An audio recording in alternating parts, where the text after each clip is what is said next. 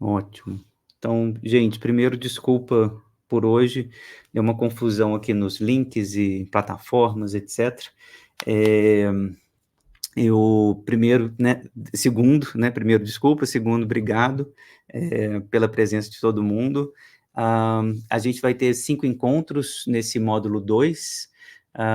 Vamos terminar de ler o livro da Sylvia Bleichmann, finalmente, e sempre dialogando com outros textos que eu vou trazendo ao longo dos nossos encontros. Eu vou passar rapidamente nessa aula agora, no início, pela aula 4, a aula anterior, porque eu queria retomar com vocês alguns pontos fundamentais. Eu não sei se todo mundo que está aqui, né, ou que vai participar desse segundo módulo, fez o módulo 1. Então, só para garantir assim, que alguns elementos, né, vão estar bem frescos aí na memória de todo mundo, acho que a gente vai precisar disso para conversar um pouco sobre o caso da Gabriela, né, que a Silvia vai apresentar nesse capítulo 5, né, um caso de transexualidade que ela conduz, que ela, na verdade, escreve um parecer, né, para o campo jurídico lá na Argentina, né, não é ela quem conduz o caso, né, assim, quem atende a paciente, é, mas ela é convocada a escrever um parecer sobre o caso. Então, né, ela vai nos dar alguns elementos assim para pensar no que a gente já tinha trazido na aula 4, principalmente, tá? Então, rapidamente, vou passar assim muito rápido nesses 12 primeiros slides, que são repetição mesmo daquilo que a gente falou da aula 4. Então, recomendo que vocês vejam com mais calma a aula 4, que isso vai estar mais explicadinho em detalhes, tá? Só vou passar bem rápido para a gente lembrar os pontos fundamentais. Primeiro ponto fundamental, vou voltar a isso, a Silvia não cita, mas certamente a referência aqui é a aula do Laplanche. Eu vou deixar o PDF dessa problemática na descrição dessa aula. A aula de 73, sobre a diversidade e a diferença. Nessa aula, o Laplanche vai usar um exemplo super bonito, que é o exemplo das cores, como metáfora para essa passagem da diversidade para a diferença. Então, as cores existem aleatoriamente, né, em sua diversidade, quando elas são escolhidas como insígnias, por exemplo, de um grupo político. Elas adentram no campo da diferença. Então, você tem lá 1 milhão de cores, mas quando a gente começa a falar de azul e vermelho, né, ou rosa e azul, né, o time verde e amarelo, né, ele necessariamente se torna um time não vermelho. O time dos vermelhos se tornam necessariamente times não verde e amarelos, né?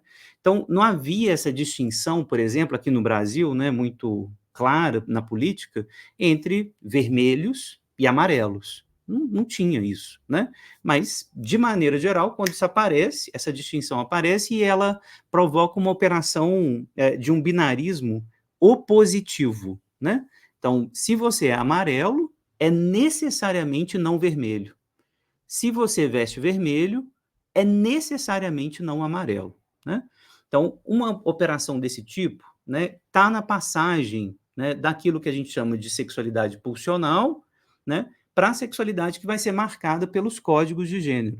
Então, você tem lá a sexualidade infantil ampla, perversa, polimorfa, né, de prazeres múltiplos, né, absolutamente dispersos no corpo, e, de repente, você tem essa passagem para um binarismo que é homem e mulher, masculino, feminino, né, que tenta organizar isso, né, toda essa sexualidade, e faz essa organização a partir de um binarismo positivo, tá? Então, queria que vocês relessem, né, essa aula do Laplanche, né, isso está bastante claro.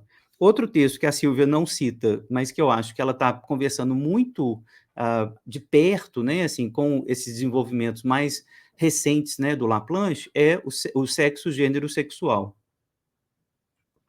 Essa é a fórmula do Laplanche, para lembrar, o sexual, ele é o resíduo inconsciente do recalcamento, simbolização do gênero pelo sexo. Tá? Essa frase é difícil, né, queria que vocês voltassem ela com calma, né, para a gente retomar, né, essa ideia de... eu te vejo sim, Gleides.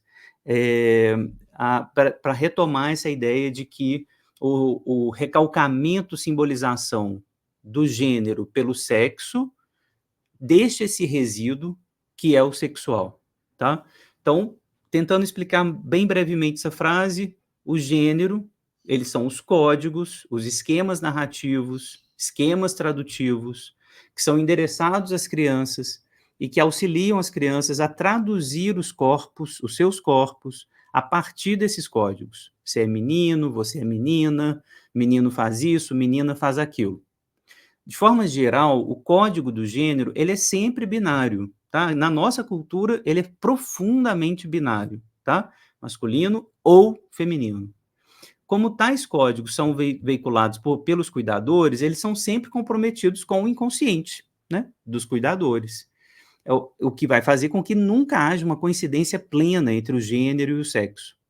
O resto dessa operação, que tenta colar essas duas coisas, é o sexual, a força que faz circular os prazeres nesse corpo de forma circular, de singular.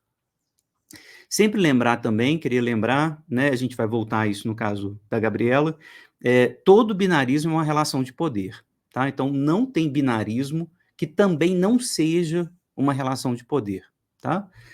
Então, a Silvia está apontando, né, no capítulo 4 do livro dela, que tem duas sexualidades que a psicanálise vai diferenciar cada vez mais.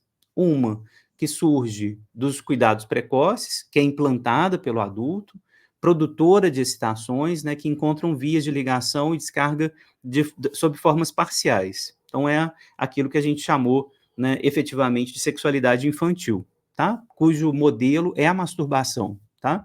É a masturbação, é a escopofilia, o voyeurismo, né, o exibicionismo, tudo que a criança vai trazer de sexual, né, no corpinho dela, né, nas práticas prazerosas, no começo dessa investigação sobre os prazeres que a criança faz, o sadismo, o masoquismo.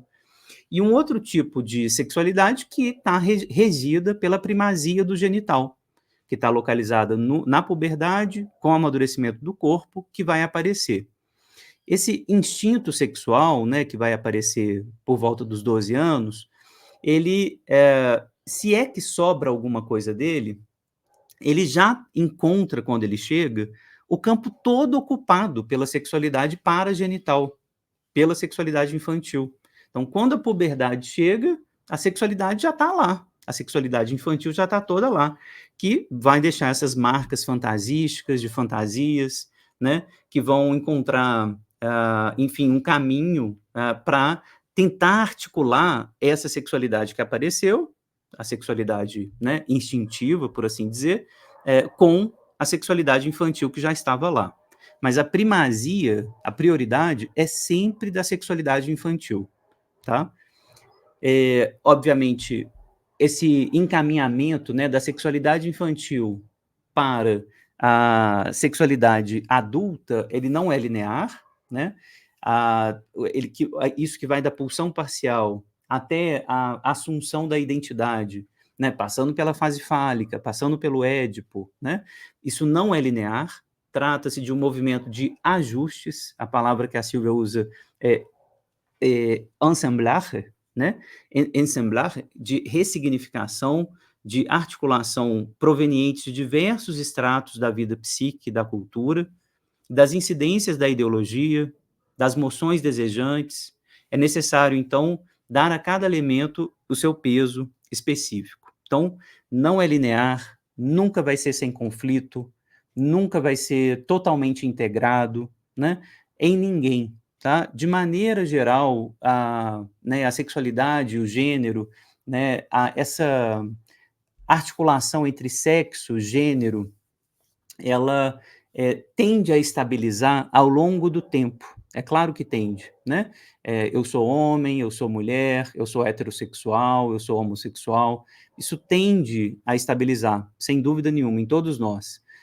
Mas nunca é linear, nunca é completamente integrado, nunca é completamente sem conflito, né? Queria insistir nisso. Em todos nós, né, se a gente admitir minimamente, né, ouvir os nossos desejos, ouvir os nossos sonhos, né, ouvir o nosso corpo, a gente vai ver os restos de sexualidade infantil o tempo todo presentes. Sadismo, masoquismo, exibicionismo, voyeurismo, né, homossexualidade, bissexualidade, né, heterossexualidade, né, mesmo nos homossexuais. Então, isso vai aparecer, né, elementos disso, traços disso, tá? Então, nunca é pleno, nunca é uma integração total, tá? E o processo defensivo de formação das identidades, ele é um processo sempre inacabado, e é um processo defensivo no sentido econômico, ou seja, ele tem que estar o tempo todo recebendo contra-investimentos. É como se o eu, para o Laplanche, para a Sylvia Bleichmann, fosse uma instância de contra-investimento permanente. Eu contra-invisto contra a sexualidade infantil. Eu estou sempre me defendendo da sexualidade infantil. O eu não é essa metáfora, gente, assim, para pensar numa metáfora, é muito mais a metáfora da represa do que da metáfora do amadurecimento. Para pensar, né, com a metáfora do Winnicott, por exemplo, que é um autor que eu gosto muito, né, a metáfora do amadurecimento não vai aparecer no Laplanche. Não aparece, porque ela traz essa sensação de uma teleologia, de um final, né, que vai finalmente o eu vai amadurecer e essa relação entre orientação sexual, gênero e sexo finalmente vão se articular sem conflito. Essa metáfora do amadurecimento não vai aparecer na Silvia, não vai aparecer no Laplanche, tá? A gente sempre vai estar tentando integrar essas coisas e ao longo do tempo a gente consegue fazer isso melhor mesmo, né? Com análise, com terapia, né? Com as vivências, né? A maior parte das pessoas consegue fazer essa tarefa, né? Diminuir os conflitos aí, mas nunca vai ser sem conflito. Tá? Queria insistir muito nisso, nessa não linearidade, nessa não integração total, tá? No fundo, a pulsão é anárquica, né? Contra qualquer identidade. Tem uma anarquia pulsional que vai se manter. Então, há uma diferença marcante entre movimentos desejantes, anárquicos, pulsionais, que atravessam a sexualidade ao longo da vida, e aquilo que é da ordem da identidade sexual. Isso é, dos modos com os quais o sujeito se reconhece como pertencente a um ou outro setor nos quais, não sem dificuldade, se localiza a maioria dos seres humanos. Tá vendo? Então, assim, essa é a imagem ontológica que a Silvia está passando para a gente, que é a mesma do Laplanche. É a mesma, tá? A ideia de que movimentos desejantes, eles são sempre anárquicos, são sempre contra as nossas identidades, e as nossas identidades são sempre defensivas, sempre contra investimento, né, dessa sexualidade infantil que é anárquica, absolutamente desregrada. A identidade, ela é do eu, ela é sempre do ego, tá? Ela nunca é do inconsciente. Então, lembrar uma coisa que eu sempre falo para vocês, né, nos outros cursos, no seminário clínico, não tem sujeito do inconsciente. Não existe isso, um sujeito do inconsciente, tá? O inconsciente é a pura pulsão, é a anarquia pulsional, é o múltiplo da pulsão. A identidade está sempre ligada à defesa, defesa egóica, contra a sexualidade infantil, contra o pulsional. A identidade sexual, então, ela tem um estatuto tópico, como toda identidade, que se posiciona ao lado do eu. Enquanto tal, essa identidade, seja qual for, é da ordem da defesa, em razão do que os enunciados que articulam a identidade egóica se caracterizam pela exclusão, não só dos elementos de diferenciação em relação ao exterior, senão também com relação ao externo e interno do inconsciente. O sou mulher, eu sou homem, núcleo da identidade sexual, funciona como um contra-investimento. O eu se funda pelos processos de negação, de exclusão, cuspir como base libidinal desse processo. Do lado de fora, o outro é, quando reconhecido, não eu, assim como o outro interno, o inconsciente. Então, leiam aqui, a minha recomendação é o texto A Negação do Freud. Vocês vão ver nesse textinho do Freud, um texto pequeno, mas muito filosoficamente profundo, né? toda essa fundação ontológica do eu enquanto defesa, e enquanto defesa com relação àquilo que gera desprazer, está nesse textinho do Freud, tá? Chamado A Negação. Tá? Essa frase aqui, né, cuspir como base libidinal, né, tá lá no Freud de forma bem desenhada. Tá? Então, isso já está no Freud, esses elementos que o Laplanche e a Silvia estão trazendo, de que o eu é puramente defensivo, ele nunca vai integrar completamente o inconsciente, é uma leitura específica de passagens da obra do Freud. Tá? Eu lembrei dessas obras que eu trouxe para vocês também, né, na aula 4, só quero relembrar porque vai ser importante para a gente, para falar da Gabriela, né, a obra do Mark Twain, que causa esse desconforto, não sei se vocês sentem também, queria ouvir vocês daqui a um tempinho, né, do desconforto que essas obras trazem, né, o desconforto que a questão trans traz para a gente, de maneira geral, né, várias amigas minhas, né, do movimento feminista, por exemplo, têm me mandado questões sobre, por exemplo, a amamentação ligada às mulheres trans, né, as mulheres trans querendo amamentar e o risco que isso implica para os bebês, né? As minhas amigas feministas também continuam a criticar pesadamente a entrada de mulheres trans no campo do esporte, por exemplo, né? Para competir com os homens, né? E quais são os critérios que a gente tem que adotar, né, para que elas entrem, né, num time de vôlei, num esporte como o tênis, por exemplo, onde a força ela vai ser muito importante, enfim, né? Todas essas questões trazem mal-estar, né? E trazem também esse tipo de questionamento. Pô, mas qual que é o limite, né, dessas identidades? A gente está sendo perverso, então? A sociedade? O laço social? Né? Porque e se esses corpos aqui, né, puderem existir, qual que é o problema, afinal de contas? Será que a gente não está sendo perverso, né, no sentido de proibir, né, que um homem, né, trans, nesse caso, tenha um bebê, né? Será que a gente tem que né, fechar isso, né, como os religiosos fariam? Ou a gente vai ter que abrir mais, né, e estar mais disposto a quebrar as nossas identidades? Então, a psicanálise, óbvio, né, ela está, sim, do lado do movimento burguês, né, que abre as identidades de maneira indefinida, né? A gente pode ser o que a gente quiser.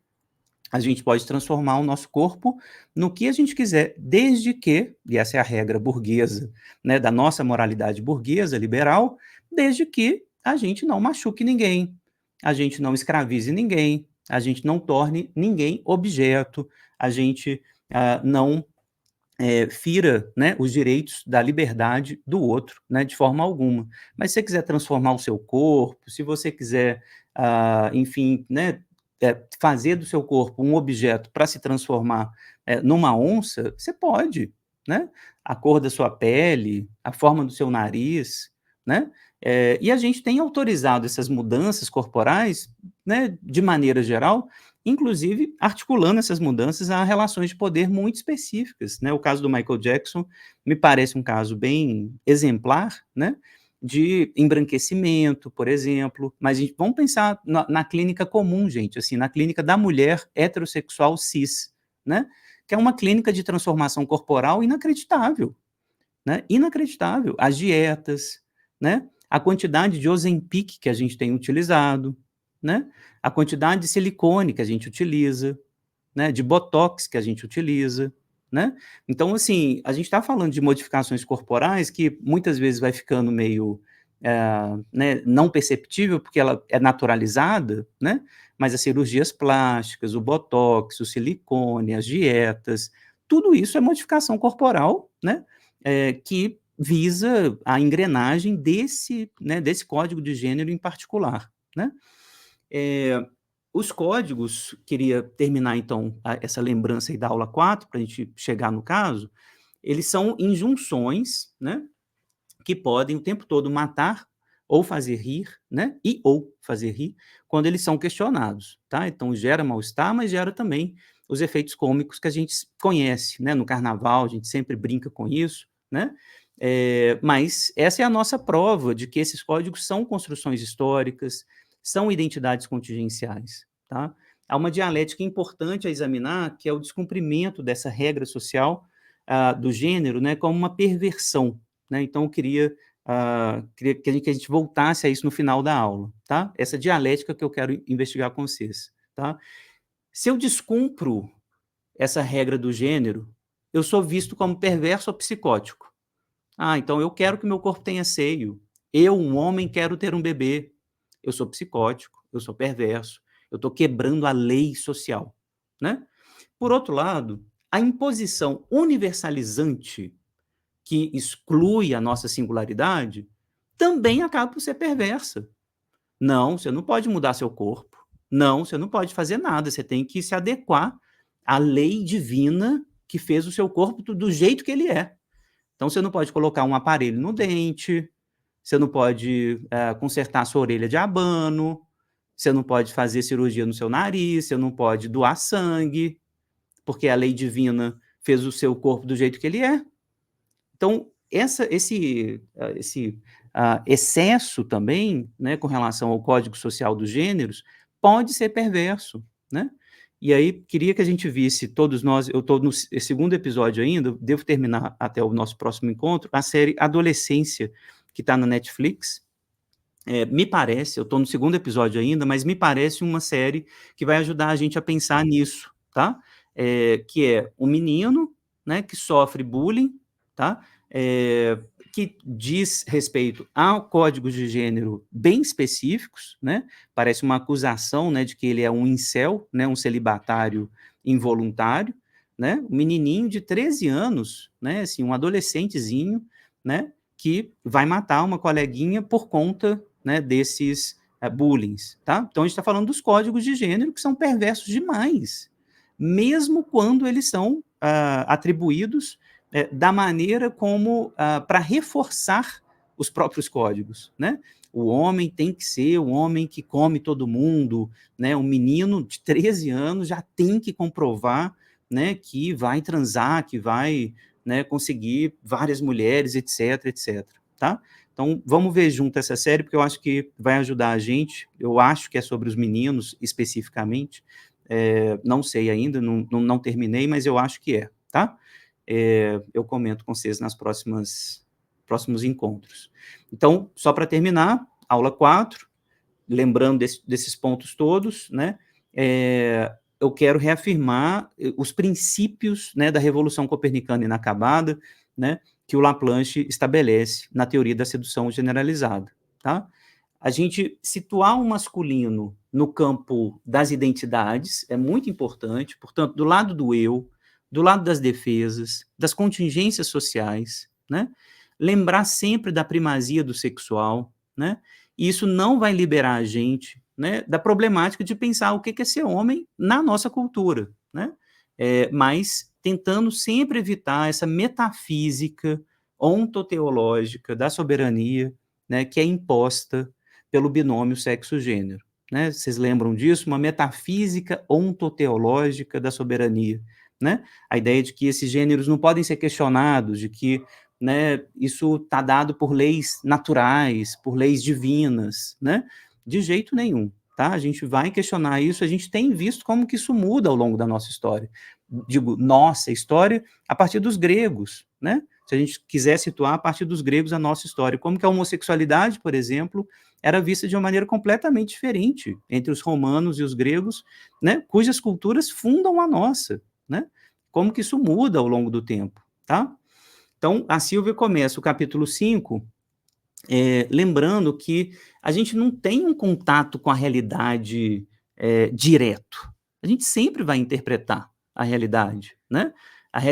Ela é realista, vocês vão ver, né? A Silvia, o Laplanche, né? Eles são realistas num certo sentido, né?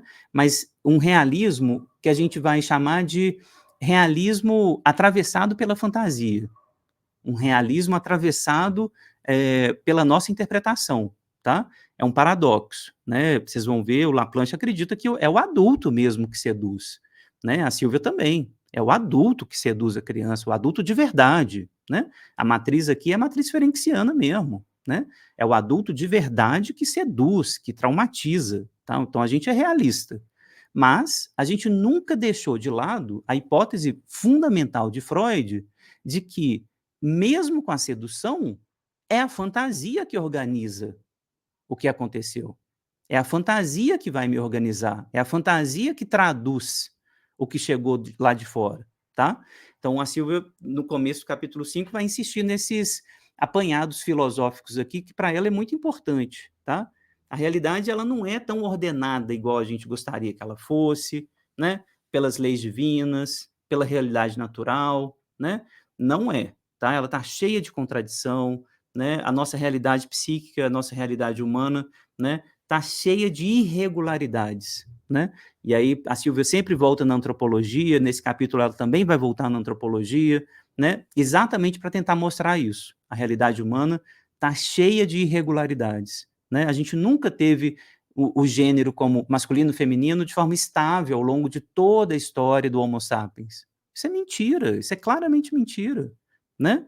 São 200 mil anos de história. A gente teve várias formas de organizar gênero, várias, né? Agora que a gente está estabilizado num código de gênero que está ligado a uma religião específica, tá? Mas se a gente lê a antropologia, né, dos povos que sobreviveram, né, aos ataques europeus, né, a gente ainda percebe claramente gêneros muito diferentes, tá? Então, a Silvia está insistindo nisso. A regularidade não pode ser parâmetro para a saúde mental, né? Então, parece que é o nosso parâmetro, né? Ah, o homem que é heterossexual, que tem esses traços de caráter, esses traços de comportamento, é a saúde mental. Não, isso é só adequação ao código, né? Mas isso não pode ser o nosso critério de saúde mental. A gente precisa de um critério de saúde mental mais ampliado, tá? A regularidade, a normalidade, né? Ela se limita a descrever a incidência de legalidades instituídas, sejam naturais ou sociais, mas não atitudes para a saúde ou para a felicidade. A realidade não é algo dado, senão algo que se constrói de maneira conceitual, representacional, mesmo quando, desde a perspectiva materialista com a qual penso os fenômenos, considere que os sistemas simbólicos que tentam sua apreensão não a constituem em sua existência independente, senão que só a capturam e significam sob os modos que os seres humanos têm para o seu domínio. O interessante da realidade humana é a capacidade de gerar novas realidades, que por sua vez vão ser enigmáticas, que vão exigir da gente ficar gerando novas realidades, novas interpretações, etc. Tá vendo a perspectiva filosófica da Silvia? Ela é realista, ela é materialista, né? É a mãe que seduz, é o pai que seduz, é o adulto que está endereçando sexualidade para a criança. Mas como que a criança vai traduzir? Traduz a partir dos conceitos que a gente tem, dos códigos que a gente tem. Então, não é a realidade como um dado objetivo, nunca, né? É a realidade interpretada, é a realidade codificada, traduzida, tá? E isso vai valer fundamentalmente para a ideia de identidade, né? Ela conserva essa ideia de identidade sexual, inclusive, ao invés de identidade de gênero, né? Que está mais ligado a esses aspectos sociológicos, né, da cultura e tal, para pensar que a identidade sexual, ela se sustenta nos traços de gênero, aí vocês estão vendo aí a influência do Laplanche, né, mas se articula com a sexuação, né, isso é, como um modo, como esses traços formam parte do imaginário com o qual se resolve o posicionamento diante da sexuação, ou seja, como que eu vou me articular ali diante da diferença anatômica, tá? Então isso é Laplanche puro, né? Então vamos falar ainda de identidade sexual e não identidade de gênero, né? Só para lembrar que o gênero, né, ele tenta recobrir essa operação que está acontecendo aí, né? Onde que eu vou me situar enquanto sujeito, né? Nisso que está sendo codificado a partir da diferença anatômica, tá? Então a Silvia está seguindo o Laplanche, a meu ver, né? Tem um recalcamento, simbolização entre o sexo e o gênero, né? E a realidade anatômica, ela tenta sempre recalcar a multiplicidade desses prazeres, né? Vão reduzindo esses prazeres todos que a gente tem no corpo, no desejo, né? A um certo binarismo que tem que corresponder, né? a esse binômio sexo-gênero, tá? Eh, Aí, qual que é a ideia da Silvia? É que a gente precisa pensar no que o paciente vai trazer para a gente enquanto custo psíquico da identidade. O terapêutico é se livrar do custo que a identidade implica. O sujeito se aferra, né, à identidade, para evitar o transbordamento da economia libidinal, mas não para dar conta de uma teleologia da constituição psíquica. Está vendo a diferença do Winnicott aqui, por exemplo? Né? Não tem uma teleologia, não tem que chegar lá no final de uma análise e finalmente tá assim em completa paz com o desejo. Eu acho que isso nunca vai existir, gente, tá? Assim, nunca. Inclusive pensando na monogamia, né, nos tipos de laços que a gente estabelece, né, mesmo quando está mais ou menos estável, por exemplo, com relação à heterossexualidade, né? Será que está tudo estabilizado, né, no sentido, da do recalcamento ou da elaboração, da tradução, né, de toda a sexualidade infantil, tá? Mesmo quando a gente é adulto, heterossexual, já passou por anos de análise, já falou sobre o desejo, né? Será que essas coisas, né, da sexualidade infantil, o sadismo, o masoquismo, o desejo, né, na sua forma mais múltipla, será que isso vai estar totalmente neutralizado por um amadurecimento? Tá? A sensação é que não, tá? É que, né, a gente sempre vai ter um resto, né, que fica ali meio tensionando a gente, e aí o critério vai ser: está sendo muito custoso ainda? Está custando demais, né? Está te colocando em risco, inclusive, né?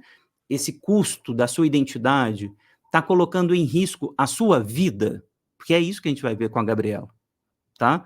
É que o custo para manter aquilo que se exige dela como código, né, estava colocando ela em risco do ponto de vista vital, né? Ela queria se matar, ela queria se agredir, né? Porque estava em conflito demais. Então, esse me parece ser um dos critérios terapêuticos, analíticos importantes aqui que a Silvia está levantando, tá? Quando o psiquismo vai se estabilizando, então, numa identidade, numa forma de vida amorosa, a questão a elaborar, em muitos casos, eu acho que na maioria mesmo dos casos, é o sofrimento que a sociedade impõe, e não a forma que a gente ama, né, quem a gente se vê, como a gente gostaria de se ver, como que a gente gostaria de ser visto, né? Não é, geralmente isso não é o problema, né?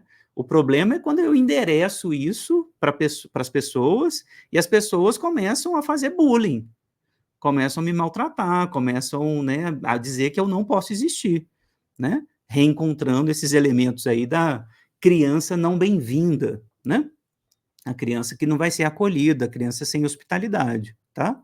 E é nesse sentido que a Silvia insiste. A metapsicologia não é uma metafísica. Ela não é uma metafísica. Então, assim, a gente não acredita numa identidade pura, né? Num modo de desejo humano ahistórico, né? Que está fora da história, tá? Nossos desejos são sempre históricos, contingenciais, inventados politicamente, vão mudar o tempo todo, né? Enquanto a gente for essa espécie que a gente é, tá? Não tem um desejo natural terminado, uma teleologia onde a gente tem que chegar, tá? A metapsicologia não pode favorecer esse tipo de coisa, tá? Então sempre tomar cuidado, né, com as interpretações que a gente faz. Na transexualidade isso ficou terrível para a psicanálise, né? Porque a gente começou a fazer da metapsicologia uma metafísica. Ah, se você é transexual, você é psicótico. Se você é transexual, se você é homossexual, você é perverso, né? Virou metafísica. Uai. Então, assim, tomar muito cuidado com esse tipo de interpretação, tá?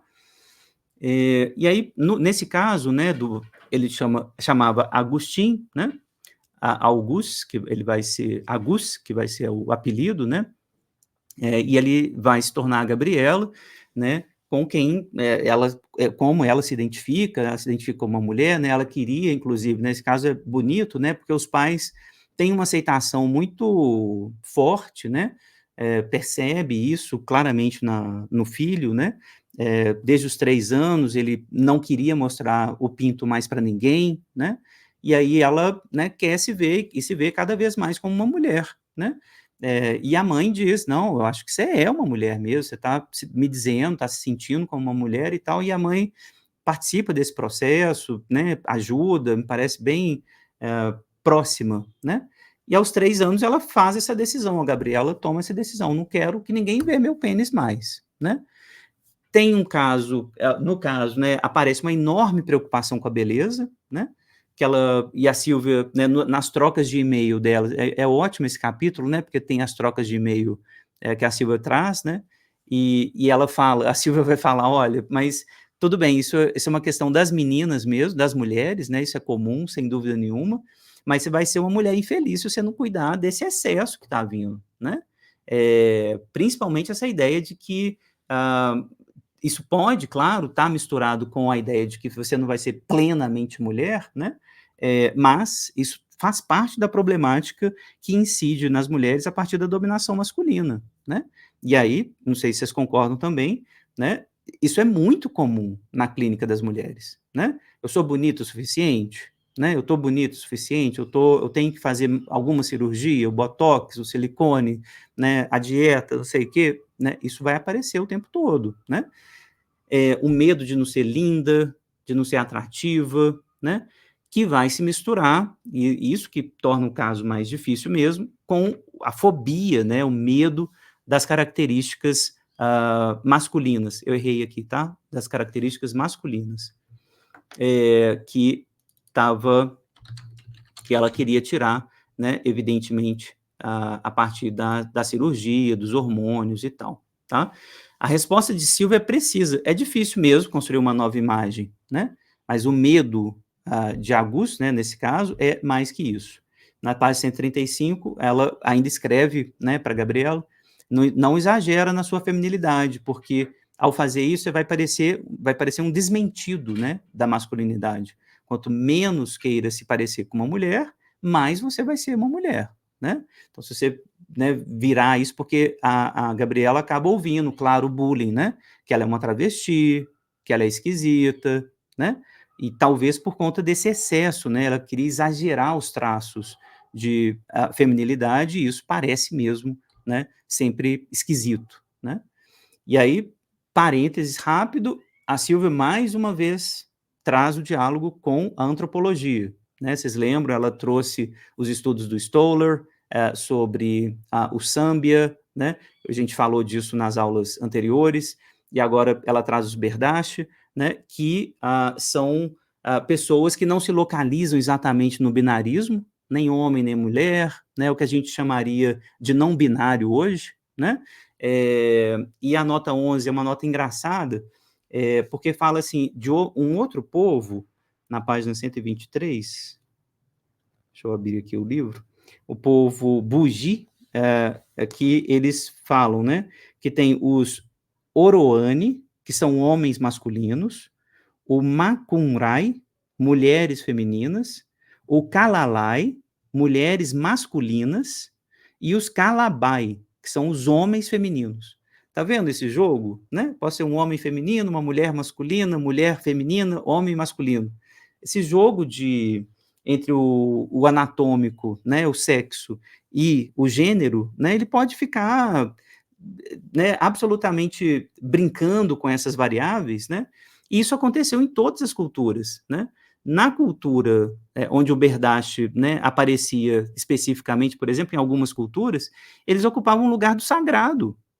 Eles eram os pajés, né, eram aqueles que tinham contato com o espiritual, que ocupavam os 2 mundos, né. Ocupavam o mundo masculino e feminino, mas ocupavam também o mundo, dos vivos e dos mortos, né.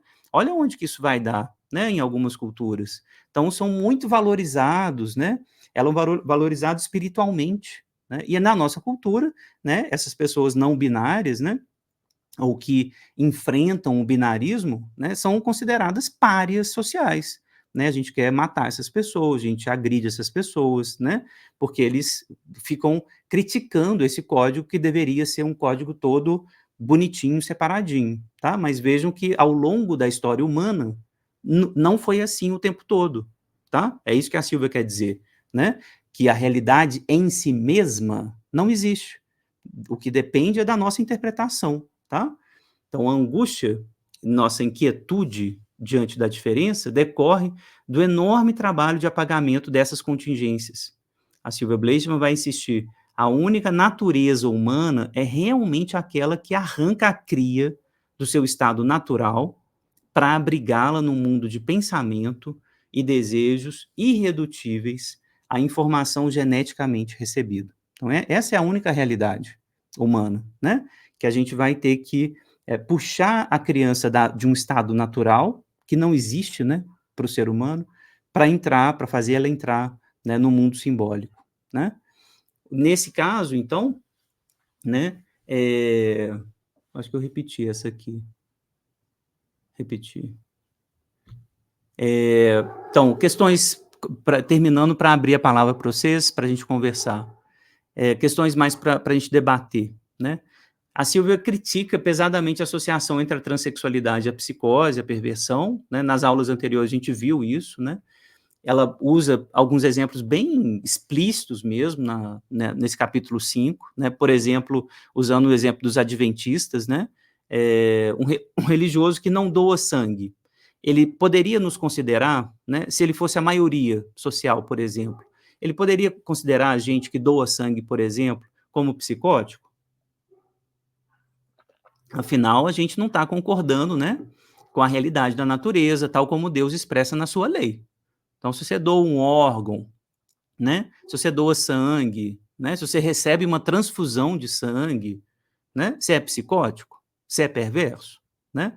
Ou ainda, acreditar na concepção virginal do Cristo, como muitas pessoas acreditam, católicos, né, acreditam, né, que Cristo foi concebido por Virgem Maria, né? Isso é psicose? Porque está negando, né, isso é perversão, porque está negando a diferença sexual, está negando, né, alguma coisa que é a lei da natureza. Então, a Silvia está brincando, né, exagerando aqui nos exemplos, mas é exatamente isso, depende de onde a gente se situa no código, né?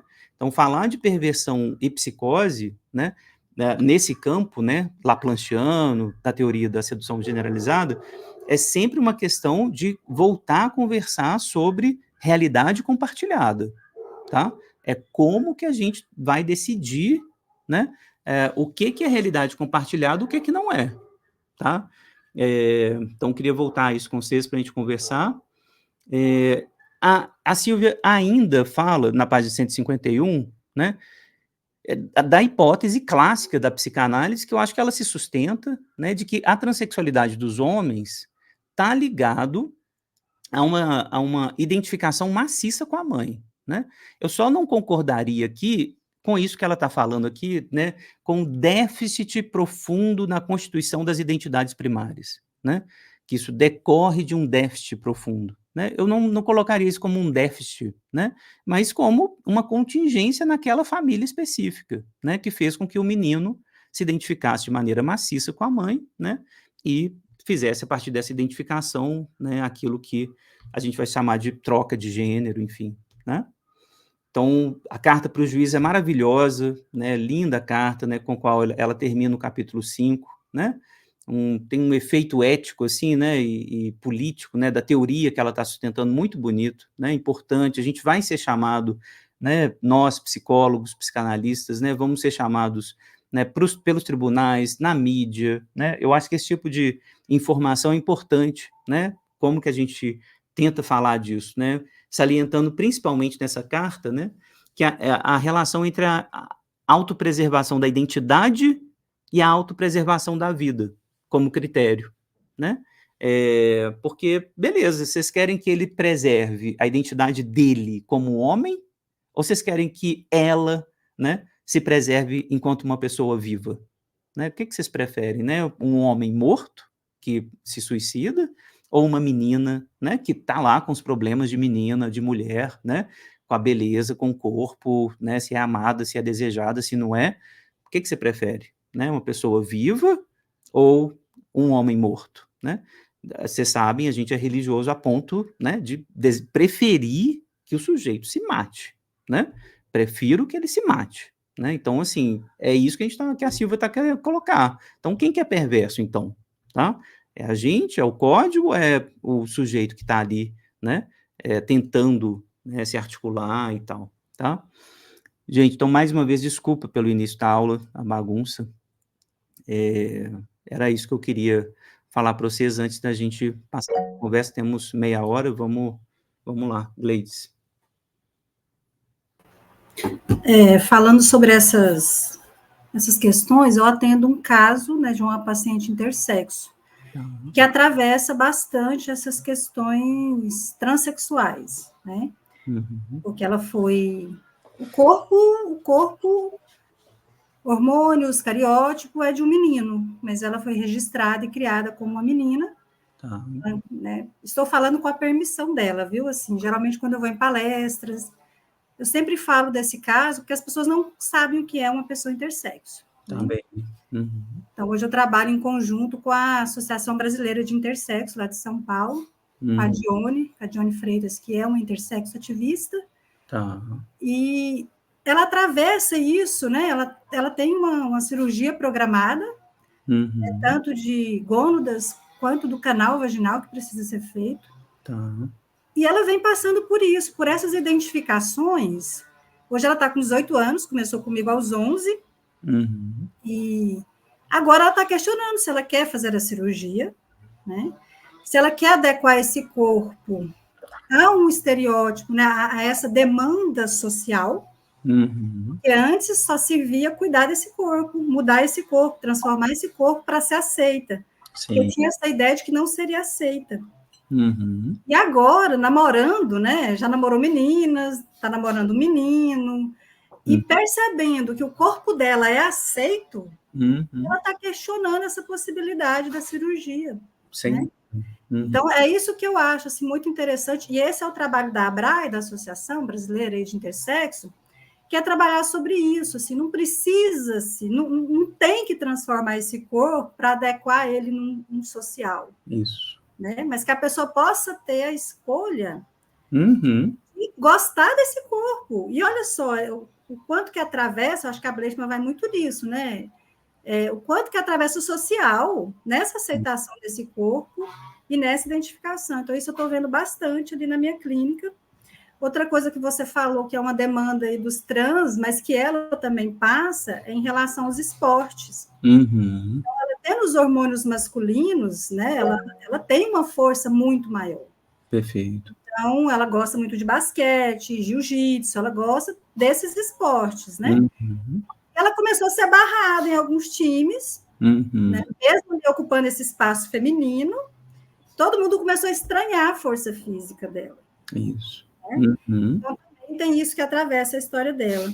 E outra coisa que você falou, só para mim depois não ter que voltar aqui, sobre essa série aí, Adolescência, né? Você me fez lembrar também, meu filho me autorizou a poder contar essa história, mas quando ele tinha 14 anos, ele foi trancado no banheiro com a menina, né, pelos colegas, para transar, para perder a virgindade. Olha né? só. Então, assim, ele se sentiu muito violentado, e ele falou, mãe, eu não queria transar daquele jeito no banheiro com a menina que eu mal conheço. Né? Então, assim, ele se sentiu muito invadido. E eu acho que a série, ela fala um pouco disso. E o extremo, né, que chega, assim. Isso. Até onde que vai, né? Então, esses códigos, realmente, eles nos violentam. Não é uma questão de ser trans, Isso. ser gay, enfim, não é essa questão, né? E hoje, na minha clínica, o que eu recebo, e eu acho isso interessante, tenho trabalhado isso na minha análise, né?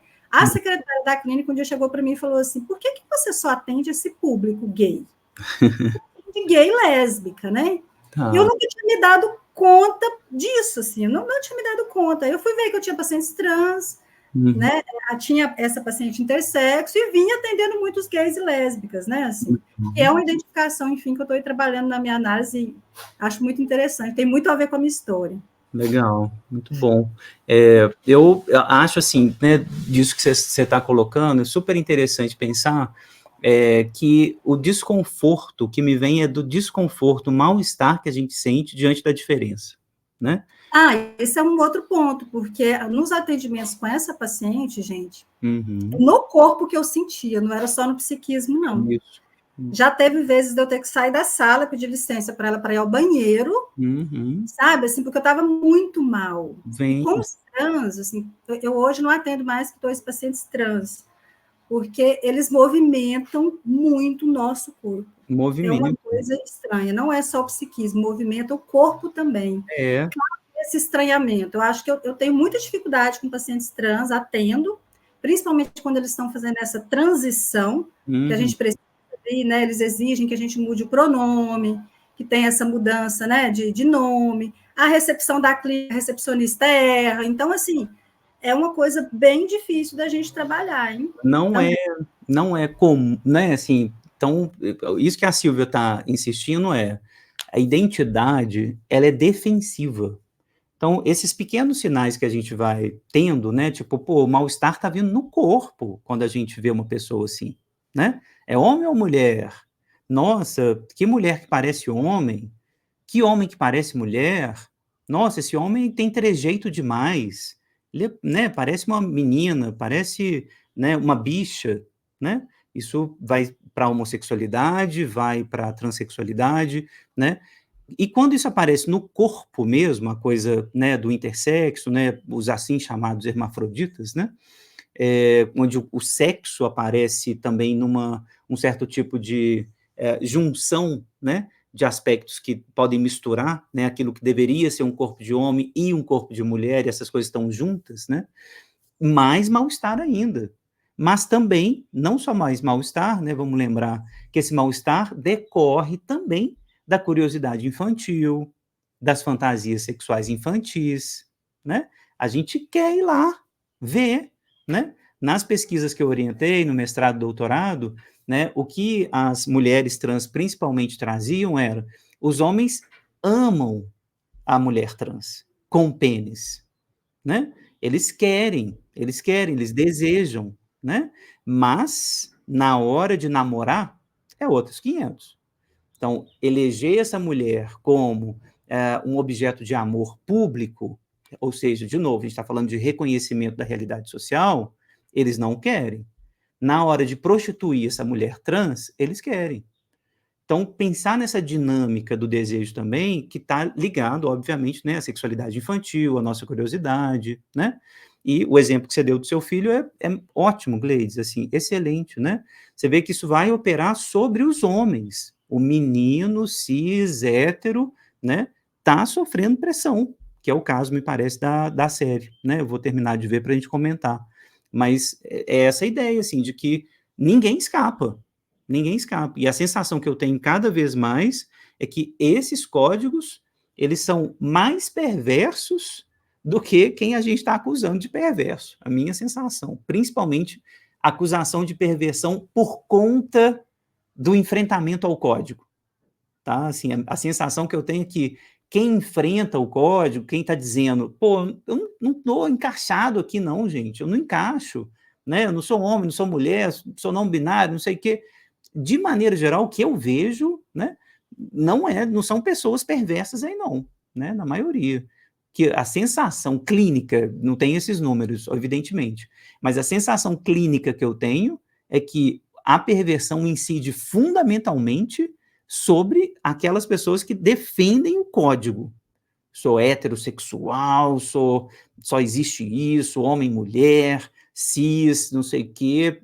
A tendência de matar o outro, de agredir o outro aí é muito maior, Letícia. É isso. Eu tenho um amigo, um homem trans, e ele uma coisa que ele escutou, cheguei na faculdade, ele estava absolutamente indignado. A gente tinha uma rotina de tomar um café e ele chega para mim e fala assim: cara, você não sabe o que eu escutei hoje? Que bom que você está se formando de professor, hein? Que bom que você está se formando, porque assim eu vou poder indicar para você todos os trans. É isso aí. É isso, tipo, cara, né? Uma clínica específica, você fica lá com a sua atriz. Ele estava absolutamente indignado, assim, absolutamente indignado. E eu lembrei daquela mesa que você mediou no congresso de Ferenczi, né? em que, assim, uma parte, né, do texto da Bleichmann, ela fala o problema as questões que aparecem na clínica são problemas causadas pelo social. Os caras não têm uma questão identitária com o corpo. A questão identitária com o corpo, ela aparece porque o social tenta encaixar eles nos códigos, né? Assim, e aí isso aparece. Perfeito. Né? Isso ficou muito claro naquela mesa ali, porque ficou um negócio bizarro, né? Naquela mesa. E a outra é a questão dos esportes, que eu fiz um trabalho na faculdade, trabalho de grupo, né? De psicologia dos esportes, como esse amigo. E a gente entrou numa discussão, né? Eu e ele sobre isso, assim, né? Sobre ele falando, não, porque a gente tem que participar, a gente tem que... Eu falei, então, assim, eu acho que tá na hora da gente olhar para o esporte com a mesma pluralidade que a gente olha, que a gente quer olhar, né? Aonde a gente quer chegar, o destino, né? Do humano, né? Acho que a gente classificar o esporte como feminino e masculino já não dá mais. Né? Assim, eu acho que existem já estudos que pensam em classificar o esporte por marcadores, por alguns marcadores. Tá? Então, assim, porque feminino e masculino não está dando mais. Não está dando mais conta. Mesmo porque, assim, aí você começa a pensar, eu falei, fora a questão sexo identitária, você começa a pensar, assim, quantas pessoas japoneses, especificamente, não orientais, né, porque os chineses são um pouco mais altos e tal, mas quantos japoneses você viu campeões de natação? Né? Então, assim, a diversidade de corpos que existe, você ficar preso só ao feminino e masculino, quer dizer que um japonês nunca vai poder ser campeão de natação? Exatamente. Né? Assim, são coisas que a gente tem que complexizar. Assim, eu acho que o feminino e masculino muito deu, pouco, assim. Não deu. É muito pouco, é muito empobrecido diante de tanta coisa que a gente pode fazer, de tantos esportes que a gente pode inventar, né? Modalidade do brincar junto, né? Que, obviamente, só visam a reforçar o código, né? O esporte, tal como ele está organizado, é mais uma instituição que só visa reforçar esse tipo de código, né? Porque o modelo de homem que vai aparecer, né, nos esportes é o homem grande, forte, alto, né? Musculoso, com uma musculatura específica, não é o japonês, né? É o europeu clássico, né? Assim, grande e forte, né? Isso que, né, vai aparecendo, né, por conta de contingências mesmo, assim, das pessoas negras, né, serem excelentes, né, maiores e melhores, né, na maior parte dos esportes, por exemplo, é uma contingência. Mas olha, né, a incidência do racismo, né, no esporte hoje, né, no futebol, assim, que é onde está um núcleo do capitalismo no esporte mundial hoje. Isso, né? É uma coisa que me chama muita atenção há muito tempo. Assim, se você olhar, as pessoas falam assim, o futebol é muito diverso. No campo, né? Porque é como se fosse o Coliseu, né? Assim, as pessoas lá morrendo, elas têm alguma diversidade ali dentro. Mas agora, os decisores são homens brancos europeus. Obviamente. O presidente da FIFA é homem branco europeu. Claro. Né? Onde circula a grana do futebol? Onde circula a grana do futebol é homem branco europeu. Os boards das empresas são homens brancos. Óbvio. Assim, Dia Internacional da Mulher, meu chefe veio me dar oi, tudo bem? Parabéns. Eu falei, cara, você me dá parabéns no dia que aquela sala ali, eu apontei para a sala de diretoria, tiver metade, pelo menos. Exato. E virei de costas e saí. A minha colega falou que você tá maluca, cara.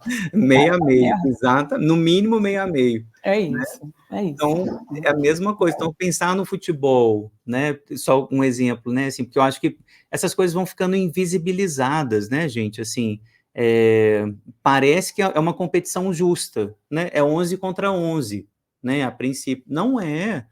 Olha as incidências do racismo, do capitalismo, né?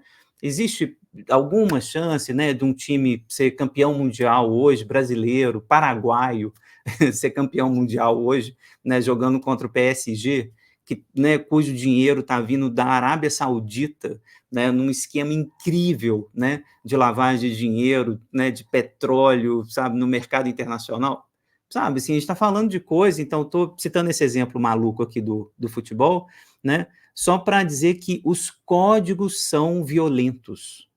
Imagina isso, que demorou tantos anos, né? A gente está falando aqui de, né, milhares de anos, reforçando a ideia, né, de que sexo e gênero tem que coincidir num binarismo, né? Então, esse código, ele tende a ser perverso, tá? Eu queria insistir na perversão do código, né? Sem, obviamente, reduzir todo o código à perversão, mas dizer, olha, a psicanálise, ela tem que fazer esse contraponto o tempo todo, porque, né, o paciente que chega para a gente é o paciente que está correndo o risco de se matar por conta desses códigos que não estão a fim de flexibilizar minimamente, né? Então, por isso a nossa posição parte desse desconforto, né? É a gente que está acolhendo esse paciente, é a gente que acolhe, né, o paciente que está chegando no consultório e dizendo, pô, eu sou um homem branco, gay, que quero me matar. Estou falando, né, de pacientes que, gente, todos os meus pacientes gays, todos, homens brancos, todos tiveram ideação suicida grave. Todos. Não tem exceção. Sabe assim, eu estou falando do homem gay, homossexualidade, Zona Sul, Belo Horizonte. Que é uma cidade que acolhe, que tem bar gay, que tem boate gay, que tem... assim, é inacreditável. Então, é esse paciente que vai chegar para a gente. Estou falando ainda de um quase mainstream já, né? Mas é risco de suicídio real. Então, é nesse sentido que eu quero convocar essa discussão, Gleides.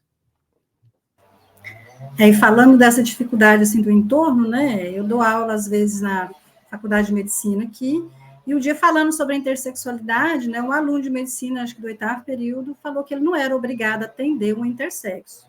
Que loucura, né? Gente. Loucura. Ele falou, eu não sou obrigado, eu tenho o direito de atender se eu quiser, porque eu estava contando uma história na minha paciente intersexo, ela teve uma infecção de urina, e ela foi na UBS, que além de ser intersexo, né? Mulher, preta e pobre. Né? Então, assim, foi no UBS, o médico se recusou a atendê-la, disse que ela tinha que ir, né, para Goiânia aqui, que é o campo mais, cidade maior. Gente, uma infecção de urina. Que loucura. Então, assim, porque ela não tem o clitóris onde sai a urina, não pode tratar uma infecção de urina. Né?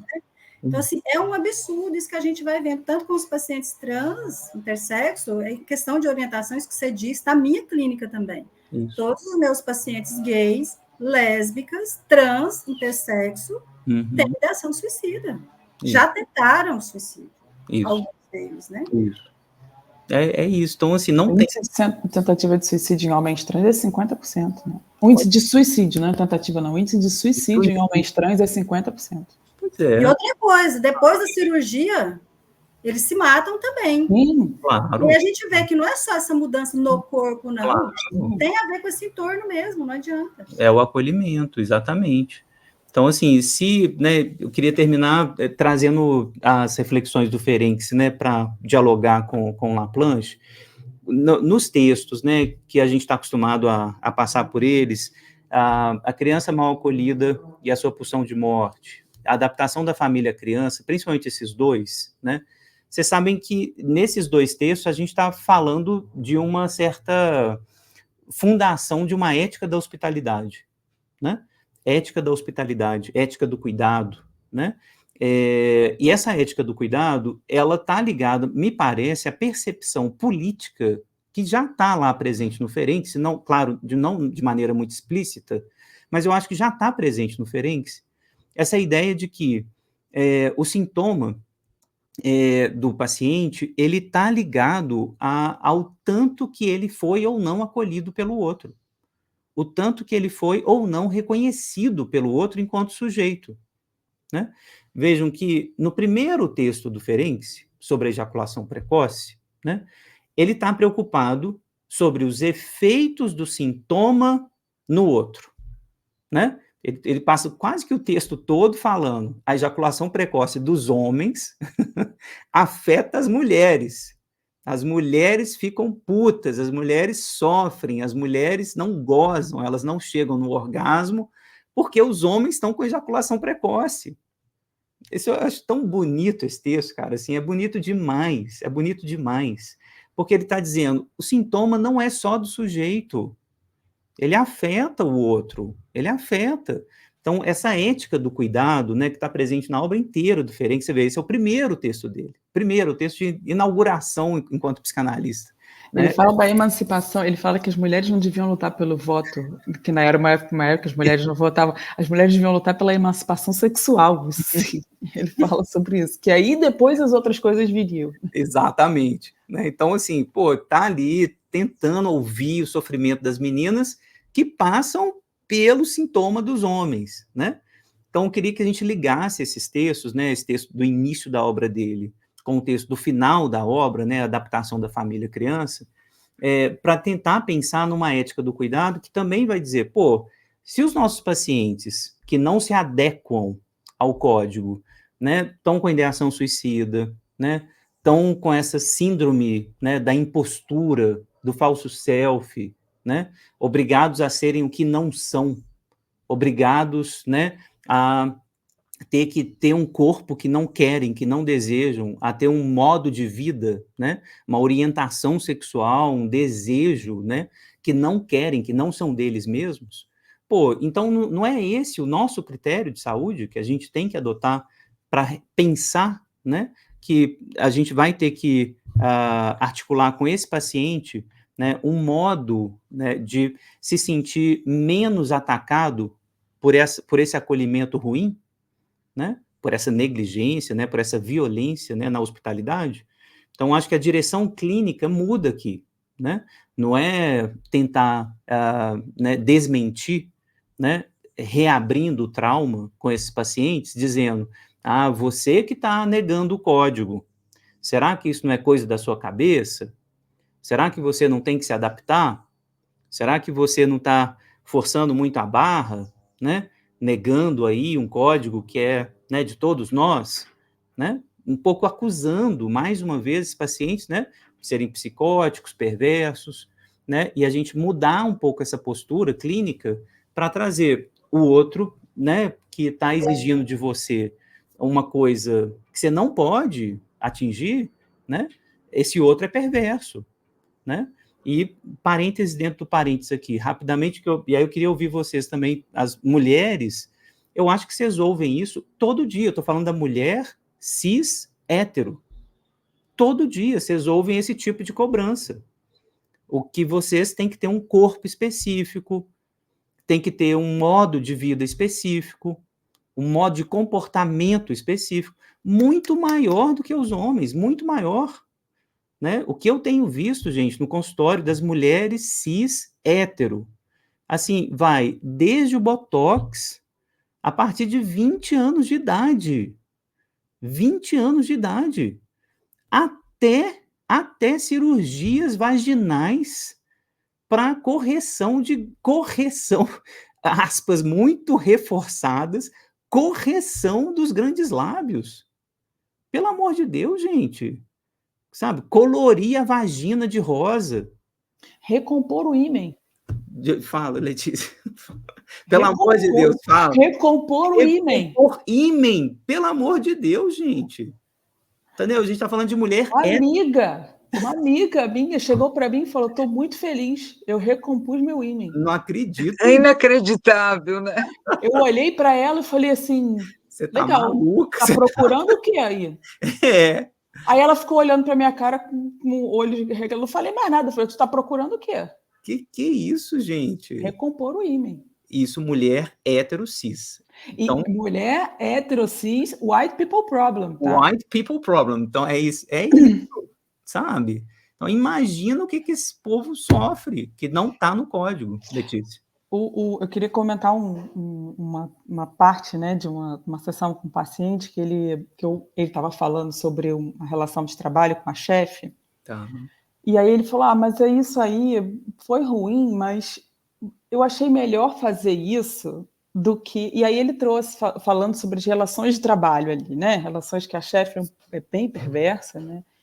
E aí eu falei da metáfora de Ferenczi, né? Que ele fala sobre a questão do rabo, né? Que a lagartixa deixa o rabo. Aí ele falou assim... Aí foi engraçado que ele falou assim... eu dei o rabo.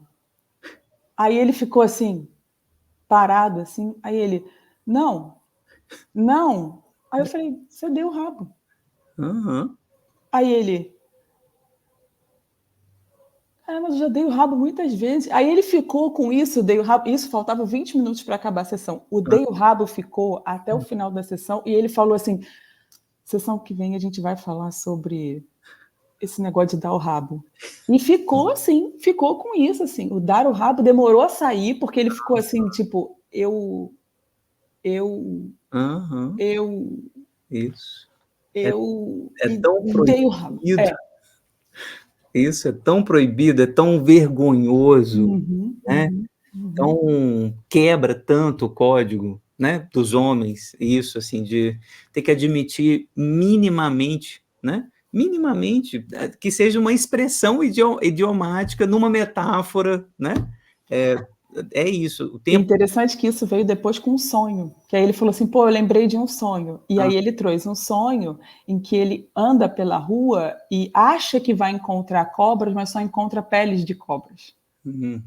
Assim, é um negócio assim... Muito bom. E é isso. Então, assim, você vê, se afeta os homens, né, que somos aqueles, né, para cujo sistema está tudo montado, né, afeta, né, e afeta desse jeito, né, de novo, vou terminar insistindo nisso, gente, um recalcamento que empobrece a vida psíquica. Olha a pobreza, né, de não conseguir admitir prazeres corporais, às vezes até não admitir metáforas, sabe? Você diminui a linguagem, você diminui sua capacidade linguística para não chegar a falar coisas desse tipo.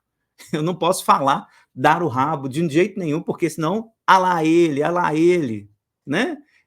É isso, porque eu vou criticar, eu vou ser alvo de, né, bullying, né, de tipo de uma zombaria que mata, essa zombaria mata mesmo, né? Então, e isso tem múltiplas formas, né, assim, esse tipo de zombaria, de bullying, né, como eu estou dizendo, afeta os homens, afeta as mulheres, afeta, eu acho que todos nós, mas, em particular, né, essa população que não está adequada ao código, por isso eu acho que a importância da Silvia trazer esse tipo de caso no livro. Ela até se questiona um pouco, né, por que eu vou trazer esse caso para cá, né, a mãe da Gabriela, né, se coloca nessa pergunta, né, por que você vai levar isso? É porque isso é central para pensar a constituição sexual dos meninos, né? Fábio, dá tempo de falar rápido? Sim. Tudo que a gente está falando, né, das coisas super importantes e remete mesmo a isso, né, como nós, analistas, temos que ajudar, né, a dar palavra, dar voz, né, a pessoa se dá conta de esse atravessamento todo esse atravessamento social, que óbvio que é perverso, né? Quanto que nós temos que ajudar a denunciar e que a pessoa se aproprie, né, disso. Estou me lembrando de um paciente, né, que tem 30 anos de idade, ele se supõe homossexual. Ele nunca teve um contato afetivo. Ele tem tanto medo, né, dele ser perseguido socialmente, de que a família descubra, de que o trabalho descubra.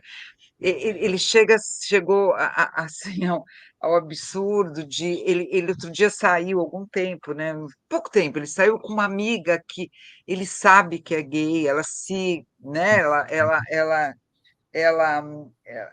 e ele não conseguiu falar sobre isso com ela, né?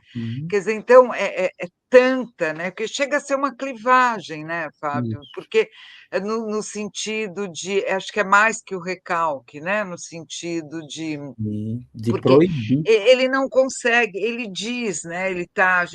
Acho que ele está comigo há uns 2 anos, ele chegou através de uma amiga que era coach dele na empresa, né? Uma amiga que indicou análise para ele, aí ele chega depois de um tempo, mas ele diz: você é a única pessoa com quem eu falo sobre isso. Então é um sofrimento enorme, né? Por todo esse atravessamento social de quem eu serei a partir do momento que as pessoas souberem, né? Exato. É muito triste, É né? triste demais. Quantos anos, Heloísa, ele tem? Mais ou menos? 30 anos, 30 anos. um homem de 30 anos, né? Que é uma criança, né? No sentido, em alguns aspectos, ele não consegue bancar nada, né? Nada do desejo, nada do que ele quer vir a ser, né? Perfeito. E afeta, óbvio, o trabalho. É um cara teoricamente bem formado, mas super infeliz no trabalho, claro, afeta todos os setores da vida, né? Afeta tudo. Sim.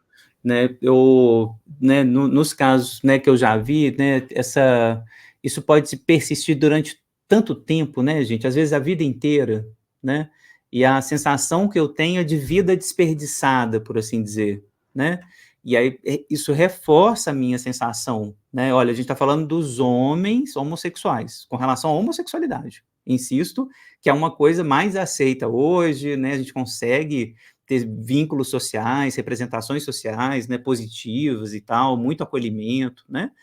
Agora, Letícia? Os homens homossexuais conseguem ter acolhimento, né? Assim, porque, cara, as lésbicas, né, as mulheres homossexuais ainda sofrem horrores. Né?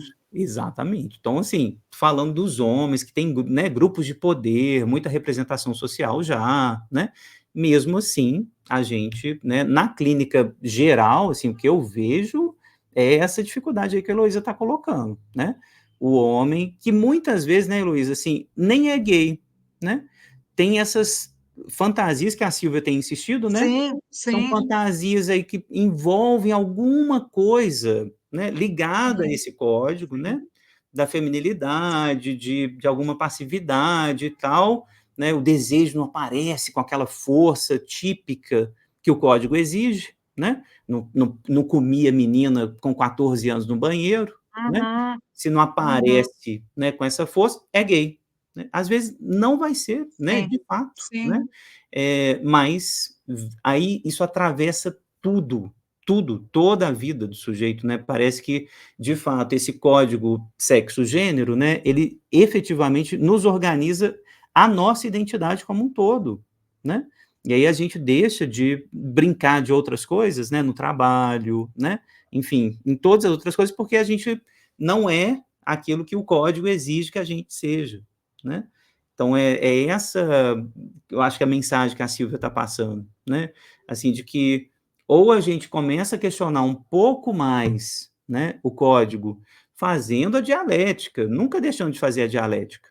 Qual que é a sua resposta também para o código? Porque a gente está diante da realidade humana. Beleza, a gente vai viver em sociedade, não dá para, né, pegar a nave espacial e ir embora, né? Não é isso que a gente quer, que a pessoa se mate. Não, peraí, eu quero que você converse.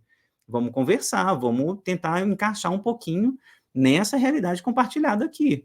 Vamos procurar sua turma? Vamos, mas vamos conversar também, vamos tentar ampliar um pouco o que você dá conta desse código, né? Isso que a Silvia fala, né? Tipo, não exagera, não. Né? Se você exagerar demais, você cai no campo do desmentido, né? Então, calma. Se você quer ser mulher, né?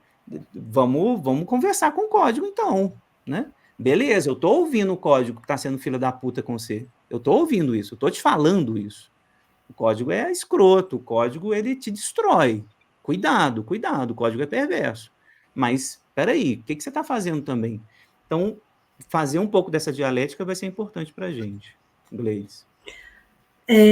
Só uma frasezinha que essa intersexo falou para mim, que eu achei bem forte, que ela falou assim, um dia ela chegou e para me agradecer o quanto que a análise ajudou ela e quem ela seria sem análise, ela me disse, você não sabia o que era intersexo, nem eu sabia quando eu cheguei aqui, mas você estudou para isso, você foi atrás, e você me ajudou também a entender o que isso significava. E isso é o que eu sinto falta nos profissionais. Isso. Então, às vezes, esses pacientes chegam e, por falta ou preconceito, enfim, N coisas, não sabem lidar, falam coisas, né, que retraumatizam os pacientes, porque é assim que eu recebo os pacientes trans. Essa paciente intersexo passou por 2 PSIs anteriores, por médicos, e chegam traumatizados, né, gente? Então, eu não preciso saber. Quando o caso chegou até mim, eu fiquei desesperada. Nunca tinha ouvido falar, né? E comecei a estudar sobre. Perfeito. Então, acho que é isso, é caminhar junto com o paciente. Isso, e fazer 2 coisas, né, Gleides, assim, porque questiona, o incômodo desses profissionais é que, assim, questiona o seu saber, peraí, como é que eu não sei nada disso? E reabre questões de sexualidade, né? Então, assim, o cara não consegue lidar com esse duplo ataque, né? Em vez de fazer, olha, vamos andar junto, como se pede, né? Como é a clínica, andar junto com o paciente, né? O cara quer estar na frente do paciente, saber para poder colonizar o cara, né? Assim, é terrível, né? E quando não consegue, ataca. Isso. E eu acho que essa é a resposta inicial mesmo, tipo, é perverso, é psicótico, né? Está na história da psicanálise. Então, assim, tentar mudar um pouquinho isso vai ser fundamental para a gente. Gente, a gente vai interromper, então, essa aula. Desculpa pela bagunça do início. Na próxima eu vou aprender a mexer na plataforma aqui. A gente segue o nosso cronograma, a próxima, a gente continua no capítulo 6, né, dialogando, tentem ver a série, eu vou tentar terminar a série também, para a gente conversar, a gente certamente vai conversar sobre ela, parece uma série interessante para a gente conversar junto também, tá? E, Jussara, a próxima vez você fala, Jussara, a gente está falando pra caramba aqui. Exatamente. Fala também, Jussara. Pode falar. Pode falar, cara. Valeu, obrigado, gente. Tchau.